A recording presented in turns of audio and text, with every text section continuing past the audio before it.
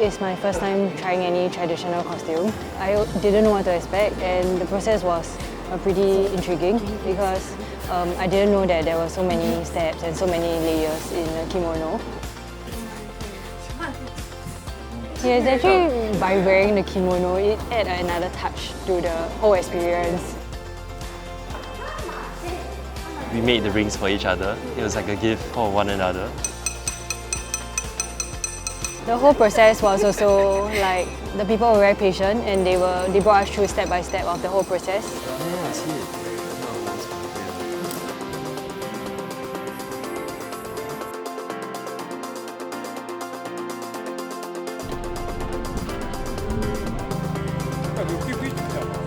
He brought us to a lot of tiny streets.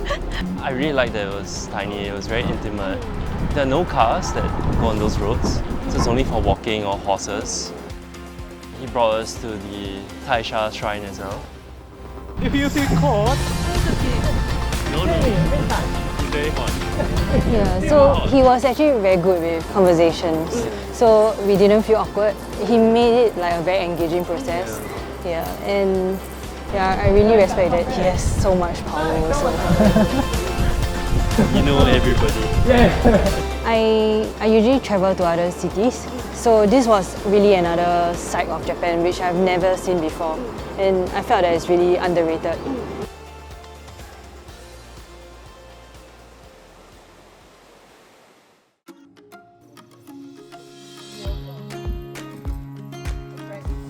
But inside, She's also really passionate, and this is something that I see that's common across Japanese people. They are very proud of their work. They are passionate about it, they enjoy it. no. image. By walking through the town, you see the different architecture, which you don't see in Singapore also, and or maybe even in the cities in Japan. It's very rare. Check the purity of the silver. I think another thing that left an impression on me is the furoshiki. Yeah, it can wrap anything, like a bottle, a ball, a tissue box, and it can be even made into a bag. So I think definitely I'll use it when I'm going back as a sustainable bag.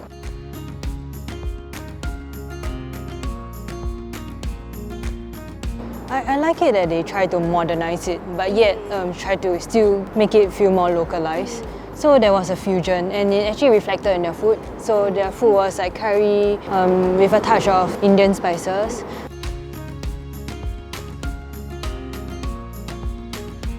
It was quite scary at first. For a long time I got more accustomed to it.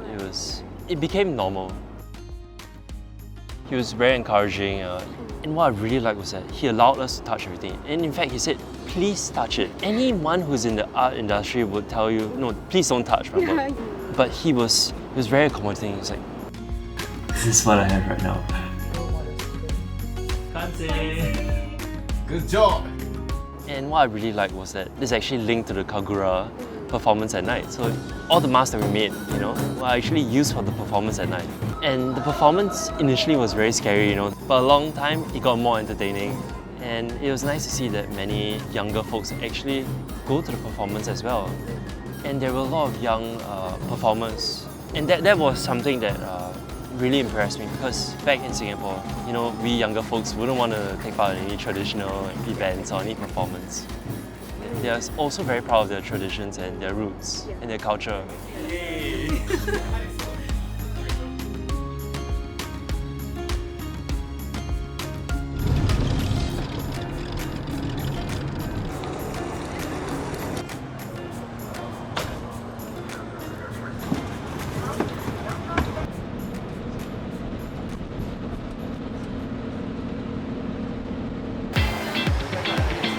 I'm today's your guide.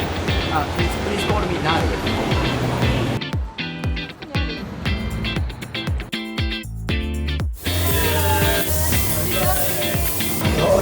It makes me more excited for the food because I watch it how they cook from the start to the end. So there was a lot of anticipation to put in my mouth to try it. Happy birthday! Then I decided to take the step to actually try the raw chicken sashimi and the pork tongue. And I was like, interesting, you should try it.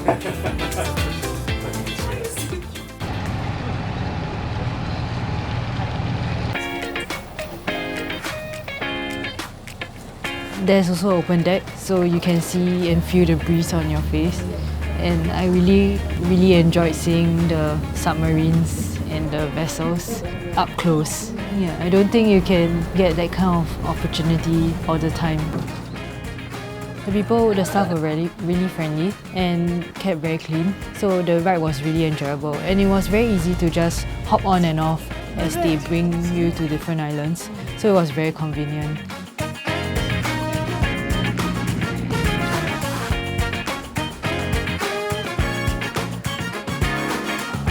It was all in one in the pot, so you have like octopus, fish, tofu, a citrusy taste because of the lemons. And since the island is known for this lemon, I like that somehow it tasted like tom yum.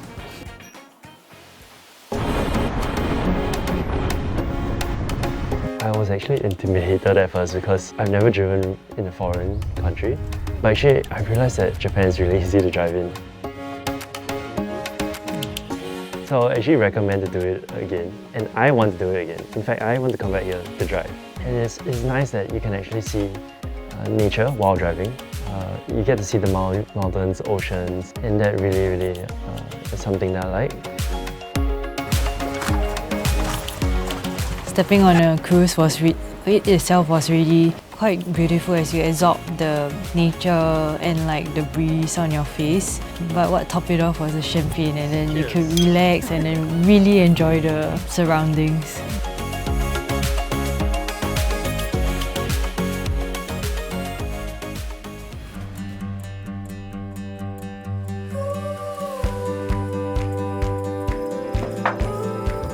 Yes, it's all natural. And the bacteria or some natural. So we ended here, right?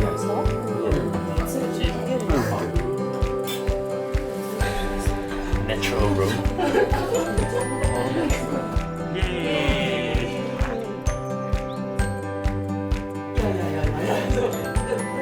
I was actually really touched by Project Bulliger's hospitality and sincerity in actually putting our jeans together so quickly and precisely.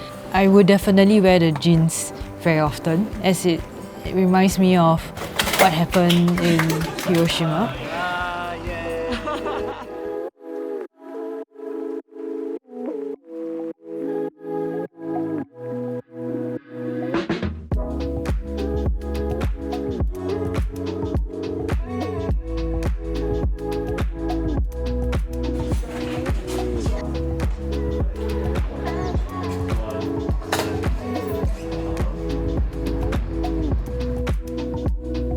I love the shrine. It's so beautiful. You can actually see two shrines, one in grey, one in red. And the most amazing thing is that at night it lights up. Yeah, it was beautiful. So we opened the doors and then we saw that actually there was an onsen inside the room as well. And that was quite amazing. We also had an in-room dining service. They actually brought in all the food for us, and there were many delicacies and appetizers to try.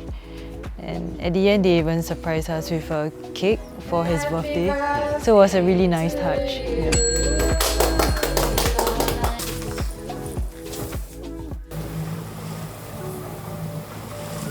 I learned that actually it takes 2 to 3 years for the oysters to be farmed. You need to grow in size. You've got to transfer them to the seawater, salt water, and then they'll harvest them. And the way they harvest is really interesting. So they'll actually latch on to a wire, and then you have to lift them out with a trawler. And after that, you've got to cut the wires and all the oysters will drop. So watching those oysters drop, it was like, wow. Yeah, so it was really quite therapeutic to watch too. And I just want to see him cut more and more. It's nice that the cruise also brought us really close to the shrine.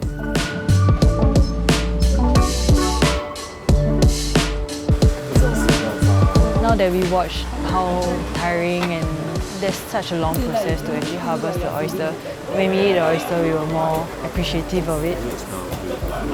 since it came from saltwater, it doesn't even need any seasoning. And the moment you put it in your mouth, it's already well seasoned and it was fresh, yeah. And they were really juicy also.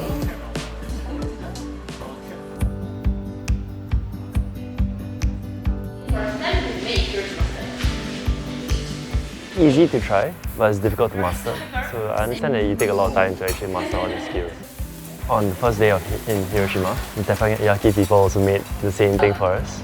And I looked at it and I was like, okay, actually what they did is really, really difficult.